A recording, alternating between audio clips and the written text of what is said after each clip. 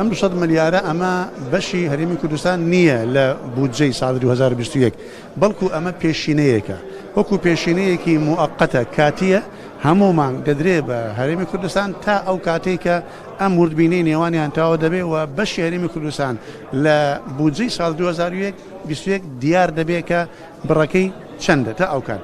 بۆیە ئەمە بڕیاری ئەنجومەنی وەزیرانی عێراقا کە مانجی 200 میلیارد دینار بنێرێ وابزانم پێشی دوسێ ڕۆژ وەکو بە جۆرەی لێدوانی وەزیری دارایی فیدراالی کوتی نردوومانە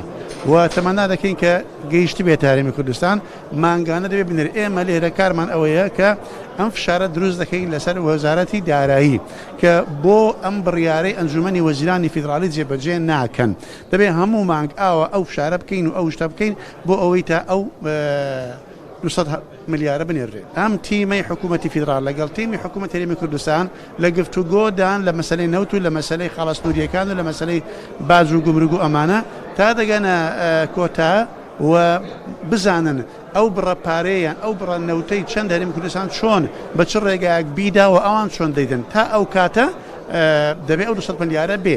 ئەو کات کە بڕیار درا اینجا هەرێمی کوردستان مولزەمە ئەوانە بنێرێ اینجا بەشی خۆی لە بەغدا وەردەگرێت